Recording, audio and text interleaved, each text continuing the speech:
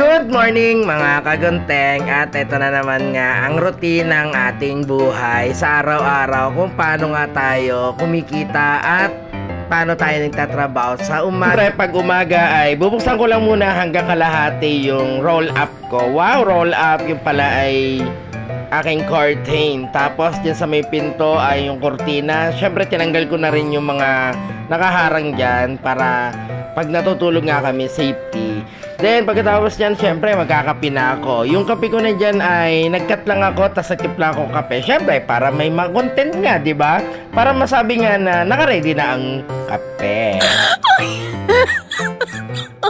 Tapos, syempre, pagkatapos magkape, pahinga-pahinga lang, maya-maya may darating ng customer. Syempre, ito ang customer number 1. Syempre, yung mga customer natin, depende rin sa gusto nilang gupit o gusto nilang ipagawang gupit. Wala na tayong magagawa eh. Kung hindi man kayo nagandahan sa gupit ko at sa gupit ng customer ko, pasensya na. Kasi yun ang gusto ng customer ko. Pero, sabi ko nga yung mga ginagawa ko ay nagugustuhan ng mga customer ko kasi yun ang gusto nila. Yun ang masusunod. Kaya nga sila pabalik-balik, 'di ba? Kaya wala tayong magagawa kung hindi nyo naman gusto, wala tayong magagawa.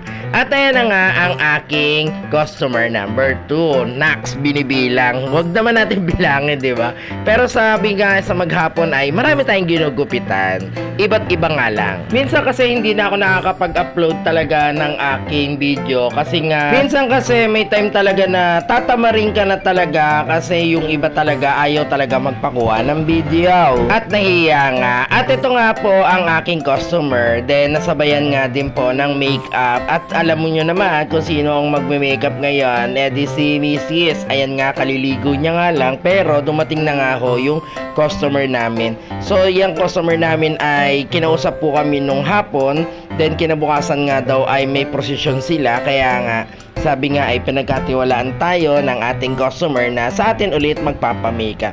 So marami naman talaga nagpapamakeup dito, pero sabi nga schedule by schedule para hindi nga magulo o hindi kami magulat. Kasi minsan may magpapamakeup on the spot. Kaya nga buti nga si Mrs. ay marunong. Syempre marunong din ako, pero minsan pinaubaya ko pag may sabay-sabay ngang magpapagupit. Kagaya neto, may magpapagupit, then may magpapamakeup.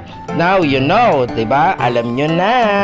Pero minsan pag natapos na nga ako dito sa aking gupit, ay tutulungan ko si Mrs. dun sa pagbi-makeup. Minsan siya sa makeup, ako naman yung sa hair. Syempre, ang pagme-makeup, kasama na rin yung hair. Aayusan din namin yung kanyang style ng buhok. Kaya maraming salamat.